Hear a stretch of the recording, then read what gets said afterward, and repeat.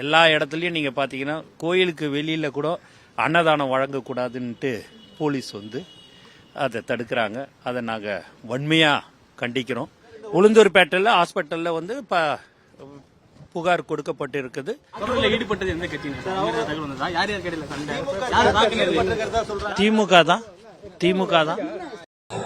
Ulundurpet chairman Rajavel அவர்கள் தளபதி பிறந்த நாளுக்காக இளைய தளபதி டிவிகே தலைவர் அவருக்காக பிறந்தநாள் வாழ்த்துக்காக பேனர் வச்சிருந்தோம்.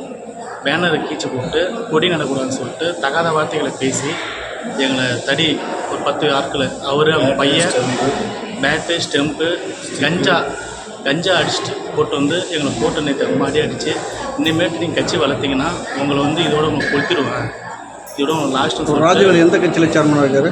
டிஎம்கேல இருக்கார். அவர் இனிமேல் வளர்ந்து டிஎம்கே மட்டும் தான் இருக்கணும், வேறு எந்த கட்சி வரணும்னு சொல்லிட்டு பேனர் செல்லூரில் எங்களை எழுத்து யாரும் இருக்கக்கூடாது, அப்படி எழுத்திட்டிங்கன்னா உங்களை கொளுத்திடுவேன்னு சொல்லிட்டு எங்கள் 3 பேர்த்தையும் அடித்து நேற்று ரொம்ப துன்பத்தி சைலம்லாம் இந்த ஆள் வச்சு அங்கே திருக்கோயிலையும் ஆள் வச்சு அடித்தாங்க. அங்கே முடியாமல் அங்கே கள்ளக்குறிச்சிக்கு இப்போ வந்தோம்.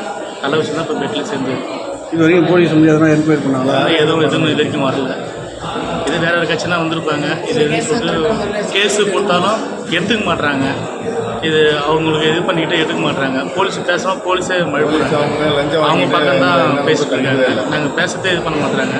அந்த ஸ்டிக்கு பேட்டு கூட காரில் அப்படியே தான் இருக்குது. உடச்சப்போட பேர் எல்லாமே அப்படியே தான் இருக்குது.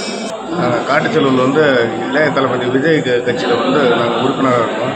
அதில் வந்து நாங்கள் விஜய் பிறந்த நாளுக்கு பேனர் அடித்து கட்டிகிட்டு இருக்கும்போது இங்கே வந்து செல்லூர் எங்கள் கோட்டை, டிஎம்கே தான் உங்கள் செல்லூரில் இருக்கணும், நீங்களாம் யார் தகாத வார்த்தையில் பேசி எங்களை வந்து பேட்டு ஸ்டெம்பால் அடித்து ரொம்ப காயமாக்கி இங்கேருந்து போலீஸ் ஸ்டேஷனுக்கு போய் கேஸ் கொடுக்கலான்னு சொல்லிட்டு அங்கே போனால் போலீஸ்காரங்க சும்மா பேருக்கு ஒரு இது எடுத்துக்கிட்டு இது வரைக்கும் எங்களை என்னன்னு கூட கண்டுக்கவே இல்லைங்க.